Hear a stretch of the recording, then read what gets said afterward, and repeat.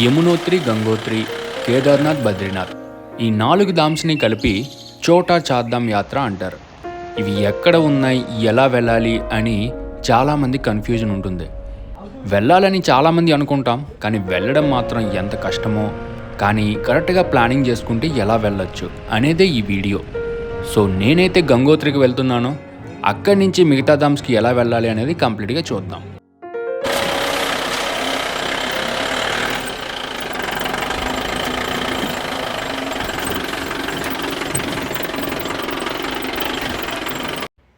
నేనైతే ముందుగా రాజధాని ఎక్స్ప్రెస్లో రాజధానికి వెళ్తున్నాను. అదేనండి, ఢిల్లీకి వెళ్తున్నాను. ఈ రాజధాని ఎక్స్ప్రెస్ అనేది కేరళ నుంచి వెళ్తుంది. మన తెలుగు స్టేట్స్ని అయితే ఇది టచ్ చేయదు. ఇది కంప్లీట్గా కేరళ, మహారాష్ట్ర మీదుగా వెళ్తుంది. ఇందులో టికెట్ వచ్చేసి 4000 అబోవ్ ఉంటుంది. అండ్ కంప్లీట్గా ఫుడ్, స్నాక్స్ అన్నీ వాళ్ళే ప్రొవైడ్ చేస్తారు. చాలా కంఫర్టబుల్గా కూడా ఉంటుంది. వెయిటింగ్ లిస్టు అలాంటివి ఏం అలౌ చేయరు ఇందులోకి. మన తెలుగు స్టేట్స్ నుంచి వెళ్ళే ట్రైన్ డీటెయిల్స్ నేను డిస్క్రిప్షన్లో ఇస్తున్నాను, ఒకసారి చెక్ చేయండి. ఆల్మోస్ట్ 46 అవర్స్ జర్నీ చేయాల్సి ఉంటుంది ఢిల్లీ చేరుకోవడానికి. మాన్సూన్ సీజన్లో అయితే చాలా బెస్ట్గా ఉంటుంది వ్యూ అది చూడడానికైతే. ఎందుకంటే మహారాష్ట్ర మీదుగా వెళ్తాం అండ్ చాలా గుహల లోపల నుంచి కూడా వెళ్ళాలి ఈ ట్రైన్లో జర్నీ చేస్తే. సో ఫైనల్గా నేను హజరత్ నిజాముద్దీన్ స్టేషన్, ఢిల్లీలో ఉన్నటువంటి రైల్వే స్టేషన్కి అయితే చేరుకున్నాను. ఇక్కడి నుంచి మనం ఇప్పుడు హరిద్వార్ లేదా రిషికేశ్కి వెళ్ళాలి. అక్కడికి వెళ్ళాలి అనుకుంటే కశ్మీర్ గేట్ అనే ఒక బస్ స్టాండ్ ఉంటుంది. అక్కడి నుంచి మనకి బస్సెస్ అవి దొరుకుతాయి. ఢిల్లీ నుంచి హరిద్వార్కి ట్రైన్స్ ఉంటాయి. ఒకవేళ అవి దొరకకపోతే అప్పుడు బస్ ప్రిఫర్ చేయండి. సో దానికోసం నేను మెట్రో అయితే ఎక్కేసా. మెట్రో గురించి కంప్లీట్గా ఢిల్లీ ఎపిసోడ్లో ఎక్స్ప్లెయిన్ చేస్తాను. ఒక అప్లికేషన్ ఉంటుంది మెట్రో యాప్, అది డౌన్లోడ్ చేసుకుంటే కానీ మనకి అర్థం కాదు ఏ మెట్రో ఎక్కడికి వెళ్తుంది ఏంటి అనేది. నేనైతే కశ్మీర్ గేట్కి అయితే రీచ్ అయిపోయా. ఇక్కడ మనకి బస్ స్టాండ్ కనిపిస్తుంది కదా, మహారాణా ప్రతాప్ ఎల్ఎస్బిటి కశ్మీర్ గేట్ అని. ఇక్కడి నుంచి మనకి ఢిల్లీ నుంచి అన్ని ప్లేసెస్కి వెళ్ళాల్సిన బస్సెస్ అన్నీ దొరికేస్తాయి. మీరు షిమ్లా, చండీగఢ్, పంజాబ్ వెళ్ళాలనుకున్నా, అటు హరిద్వార్, రిషికేశ్ వెళ్ళాలనుకున్నా, ఇంకా చుట్టుపక్కల ఉన్న అన్ని ప్లేసెస్కి కూడా ఇక్కడి నుంచే బస్సెస్ దొరుకుతాయి. కాబట్టి ఇక్కడికి ఎవరమైనా రావాల్సిందే. నేనైతే హరిద్వార్కి వెళ్ళే బస్సు ఎక్కేసా. ఒక 6 అవర్స్ జర్నీ పడుతుంది, ఒక 220 km. నార్మల్ గవర్నమెంట్ బస్ అయితే టికెట్ వచ్చేసి 400 వరకు ఉంటుంది. కానీ లోపల మాత్రం సీట్స్ చాలా కంజెస్టెడ్గా ఉంటాయి, కూర్చోవడం కూడా కొంచెం కష్టమే. తప్పదు, ఇంకా ట్రావెలింగ్ మాత్రం చాలా కష్టంగా ఉంటుంది. మీరు రెడీగా ఉండాలి దానికోసం మాత్రం. ఒక 5.5 అవర్స్ జర్నీ తర్వాత నేను రిషికేశ్ అయితే రీచ్ అయిపోయా. ఇక్కడి నుంచే మనకి అన్ని ధామ్స్కి వెళ్ళాల్సిన బస్సెస్ అవి దొరుకుతాయి. ఇక్కడికి రాగానే రూమ్స్ అని మన చుట్టూ తిరుగుతూ ఉంటారు, హోటల్స్ అని తిరుగుతూ ఉంటారు. సో మనకి ఈజీగా దొరికేస్తాయి హోటల్స్ అవిను. ఇక్కడ నేను ఆరాధ్య హోటల్ అని ఒకటి కనిపిస్తే అక్కడ డిన్నర్ చేయడానికి అయితే వెళ్ళిపోయా. హోటల్ కొంచెం నీట్గానే ఉంది, బట్ ఇక్కడ మాత్రం మీరు మన సౌత్ ఇండియన్ ఫుడ్స్ అయితే ఎక్స్పెక్ట్ చేయకండి. మీరు ఎక్కడికి వెళ్ళినా రోటీ, తందూరి ఇలాంటివే దొరుకుతాయి. ఇవి తప్ప ఇంకేం ఉండవు. మీరు నార్త్ సైడ్ వస్తున్నారంటే వీటికి రెడీగా ఉండాలి. మరి ఇక్కడ హోటల్స్ విత్ ఏసీ అయితే 2000 వరకు చెప్తున్నారు. కొంచెం బార్గెన్ చేస్తే 1600 వరకు వస్తున్నారు. కానీ మీరు మంచి హోటల్స్ ప్రిఫర్ చేసుకోండి. దీనికన్నా మంచి రూమ్స్, మంచి హోటల్స్ ఉన్నాయి. నేను అది తర్వాత చూపిస్తాను. అది రిషికేశ్ ఎపిసోడ్లో చూపిస్తా. ఇదైతే నాకు చాలా ఎక్కువ అనిపించింది, ఇంకా తక్కువకి వస్తాయి. ఎర్లీ మార్నింగ్ 6 o'clockకి బస్ స్టాండ్కి అయితే రీచ్ అయిపోయాం. ఇక్కడి నుంచి మనకి యమునోత్రికి వెళ్ళాలన్నా, గంగోత్రికి వెళ్ళాలన్నా, కేదార్నాథ్, బద్రీనాథ్కి బస్సెస్ అయితే ఉంటాయి. కానీ ఎంత ఎర్లీగా వస్తే అంత మంచిది, ఎందుకంటే అడ్వాన్స్గా టికెట్ తీసుకోవాల్సి ఉంటుంది. మేము కొంచెం లేట్ అవడంతో గంగోత్రికి వెళ్ళే బస్సు కంప్లీట్గా ఫుల్ అయిపోయింది. సో దానివల్ల మేము గంగోత్రికి డైరెక్ట్ బస్సుతో వెళ్ళలేకపోతున్నాం. మీరు ఒకవేళ యమునోత్రి వెళ్ళాలన్నా కూడా సేమ్ ప్రాసెస్, ఎర్లీగా రావాలి. ప్రజెంట్ అయితే మేము ఉత్తరకాశీకి వెళ్తున్నాం. ఉత్తరకాశీ అనేది మధ్యలో ఉంటుంది. అక్కడి నుంచి మళ్ళీ మనకి గంగోత్రికి క్యాబ్ కానీ బస్ కానీ క్యాచ్ చేయాలి. ఉత్తరకాశీ గంగోత్రి అనే బస్సు ఉంది కదా, ఈ బస్సులోనే ఇప్పుడు మనం వెళ్ళాలి. నేనైతే యమునోత్రి వెళ్ళడం లేదు. ఒకవేళ మీరు యమునోత్రి కూడా కవర్ చేయాలనుకుంటే ఫస్ట్ రిషికేశ్ నుంచి యమునోత్రికి వెళ్ళిపోండి. అక్కడి నుంచి మళ్ళీ మీరు ఉత్తరకాశీ వచ్చి ఉత్తరకాశీ నుంచి గంగోత్రి వెళ్ళాల్సి ఉంటుంది. కాబట్టి ఫస్ట్ అలా ప్లాన్ చేసుకోండి మీరు 4 ధామ్స్ కవర్ చేయాలి అనుకుంటే. లేదు మేము కేవలం కేదార్నాథ్, బద్రీనాథ్, రిషికేశ్ ఇలా కొన్ని ప్లేసెసే అనుకుంటే మాత్రం ఈ వీడియోని ఫాలో అయిపోండి, చూస్తే మీకే అర్థమైపోతుంది. రిషికేష్ నుంచి రోడ్స్ అన్నీ కూడా మనకి ఘాటీ రోడ్సే వస్తాయి, ఎందుకంటే కొండల మీదకే వెళ్ళాలి. మన డెస్టినేషన్ పక్కనే ఉన్నా కూడా చుట్టూ తిరిగి వెళ్ళాల్సి ఉంటుంది. కాబట్టి వాంతులు, తలనొప్పి ఇలాంటి ట్యాబ్లెట్స్ అయితే ముందే తెచ్చుకోండి. జ్వరం, తలనొప్పి ఇలాంటి ట్యాబ్లెట్స్ ముందే క్యారీ చేసుకోండి. ఖచ్చితంగా మీకు ఆ ఫీల్ అయితే వస్తుంది. తిండి కూడా కరెక్ట్గా తినలేం, తింటే కొంచెం కడుపులు తిప్పినట్టు కూడా అనిపిస్తుంది. బట్ ఫ్రూట్స్ లాంటివి అయితే ప్రిఫర్ చేసుకోండి. వ్యూ అయితే చూడడానికి బాగానే ఉంటుంది, కానీ ట్రావెలింగ్ మాత్రం చాలా కష్టంగా ఉంటుంది. ఎక్స్పీరియన్స్తో చెప్తున్నాను. మీరు ఏ జర్నీ చేసినా కూడా ఒక 5 hours అయితే ఖచ్చితంగా చేయాల్సి ఉంటుంది, ఎంత తక్కువ డిస్టెన్స్ అయినా. అందుకే మధ్య మధ్యలో ఆపుతారు. ఇలా చంబా అనే ఏరియాలో ఆపారు బ్రేక్ఫాస్ట్ కోసం. ఇక్కడ బ్రేక్ఫాస్ట్ చేసేసి మళ్ళీ స్టార్ట్ అయిపోతాం. వ్యూ చూడడానికి అయితే బాగుంది, కానీ ఈ సైడ్ అంతా మనకి లోయల్లా ఉంటుంది. అవతల వైపు చూసారా రోడ్స్ ఎలా ఉన్నాయో. కొంచెం లేట్ అయితే వర్షాకాలంలో కానీ వస్తే కొండ చర్యలు విరిగిపడే అవకాశాలు కూడా ఉంటాయి. సో కాబట్టి చాలామంది మే, జూన్, జూలైలోనే కంప్లీట్ చేయాలనుకుంటారు. ఈ టెంపుల్స్ తెలుసు కదా, మే నుంచి నవంబర్ మధ్యలో ఓపెన్లో ఉంటాయి, మళ్ళీ తర్వాత 6 monthsకి క్లోజ్ అయిపోయి ఉంటాయి. 4 ధామ్స్ కూడా క్లోజ్ అయిపోతాయి, ఎందుకంటే కంప్లీట్గా మంచు పడిపోద్ది కాబట్టి. ఉత్తరకాశీ రీచ్ అవ్వడానికి 5 hours టైం పట్టింది. ఇక్కడి నుంచి గంగోత్రి ఇంకో 100 km. సో అదొక 3 hours అయితే పడుతుంది. నేనైతే ప్రజెంట్ ఈ ఉత్తరకాశీ మార్కెట్లో ఒక స్లీపింగ్ బ్యాగ్ కోసం అయితే వెతుకుతున్నాను. మీరు ఖచ్చితంగా చేయాల్సిన పనులు కొన్ని ఉన్నాయి, వాటి గురించి చెప్తాను, అవి మాత్రం మర్చిపోకండి. ఇక్కడ ఈ ఉత్తరకాశీలో కూడా కొన్ని టెంపుల్స్ ఉన్నాయి, అవి కూడా మీరు విజిట్ చేయొచ్చు.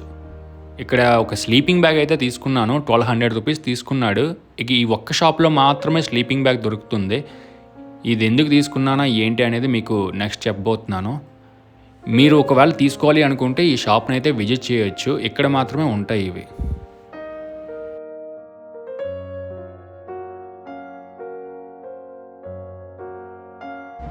ఒక 200 meters అలా ముందుకు నడుచుకుంటూ వెళ్తే మేము ట్యాక్సీ స్టాండ్కి అయితే చేరుకున్నాం. ఈ ట్యాక్సీ స్టాండ్ నుంచి మనకి గంగోత్రికి వెళ్ళే ట్యాక్సీస్ దొరుకుతాయి అన్నమాట.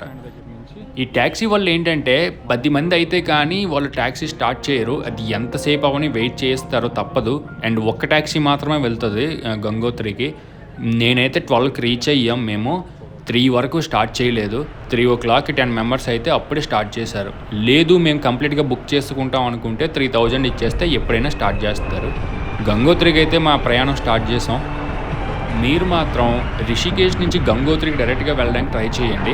అలా లేదు అంటే ఇంకా వేరే ఆప్షన్ లేదు, ఉత్తరకాశీ రావాల్సిందే. ఇక్కడికి వచ్చిన తర్వాత మనకి బస్సెస్ ఆఫ్టర్ 12 o'clock అయితే దొరకవు, కాబట్టి ట్యాక్సీనే మనం నమ్ముకోవాలి. ఇంకా వేరే ఆప్షన్ కూడా లేదు. కాబట్టి మీరు మ్యాక్సిమం బస్ కోసం ట్రై చేయండి. ఉత్తరకాశీ ఎర్లీగా రీచ్ అయితే బస్ స్టాండ్లో ట్రై చేయండి బస్ కోసం. చూసారా జర్నీ ఎలా ఉందో, ఇలానే ఉంటుంది. ఘాట్ రోడ్ కంప్లీట్గా ఉంటుంది. అండ్ ఒక వెహికల్ వెళ్తే కానీ ఇంకో వెహికల్ రాలేదు. ఎవరైనా రాంగ్ మూవ్ వేసారా కంప్లీట్గా ట్రాఫిక్ జామ్ అవ్వాల్సిందే.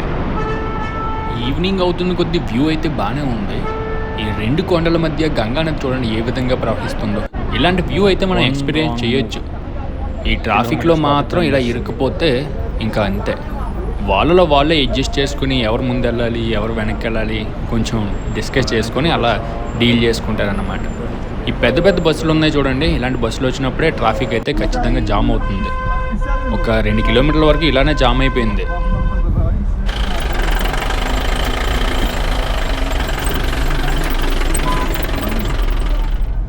ఈ 4 ధామ్లకి కలిపి మనం హెలికాప్టర్ టూర్ కూడా తీసుకోవచ్చు, కానీ అవి చాలా అంటే చాలా అడ్వాన్స్డ్గా ఫిల్ అయిపోతాయి. గంగోత్రి ధామ్కి ఎటువంటి ట్రెక్కింగ్ చేయాల్సిన అవసరం ఉండదు. ఆల్మోస్ట్ మనం టెంపుల్ దగ్గర వరకు అయితే రీచ్ అయిపోతాం. ఇంతకీ అసలు మీకు వీడియో ఎలా అనిపిస్తుందో ఏంటో, నచ్చితే ఒక లైక్, నచ్చకపోతే డిస్లైక్, ఏదో ఒకటి వేయండి పర్లేదు.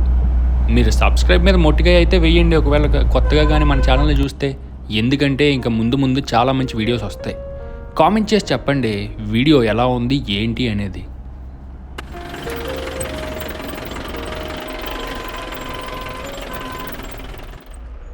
మీరు కనుక ఒకసారి మ్యాప్లో అబ్జర్వ్ చేసినట్లయితే యమునోత్రి, గంగోత్రి, కేదార్నాథ్, బద్రీనాథ్ ఇవన్నీ ఆల్మోస్ట్ పక్కపక్కనే ఉన్నాయి అనిపిస్తుంది.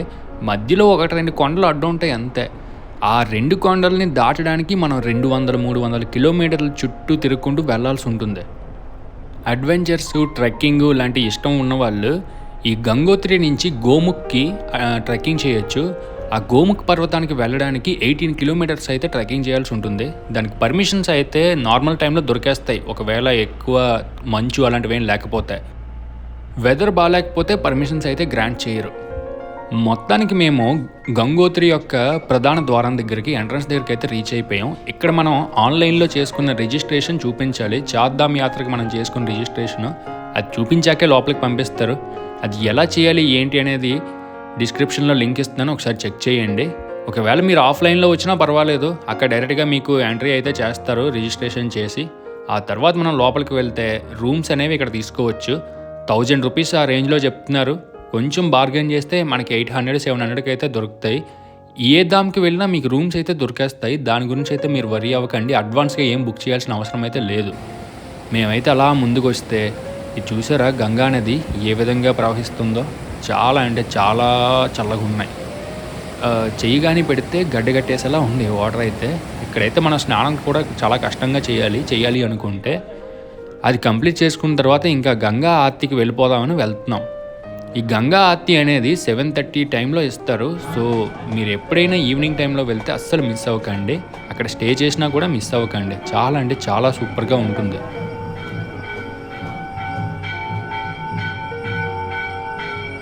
మీ లగేజు అలాంటివన్నీ ఆ పక్కనే ఒక వెయిటింగ్ హాల్ ఉంటుంది. అందులో మనం పెట్టేసి మన చెప్పులు అవి ఇక్కడ వదిలేసి టెంపుల్ దగ్గరికి అయితే వెళ్ళిపోవాలి. చూసారా, ఇదే టెంపుల్ సైడ్ వ్యూ. ఇది చాలా తెల్లగా పాలరాతి రంగులో కనిపిస్తుంది. ఇదే గంగామాత యొక్క ఆలయం.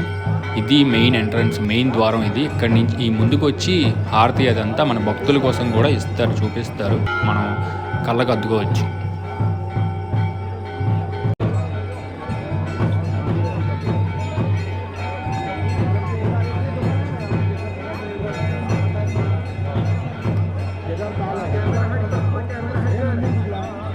ఇక ఫుడ్ విషయానికి వచ్చేస్తే ఇక్కడ ఒక థాలీ అయితే ఇస్తున్నారు. 220 రూపీస్ అనుకుంటా. మనకి రోటీసు అవి ఇస్తున్నారు. దాంతోపాటు ఒక జీరా రైస్ కూడా ఇస్తున్నారు.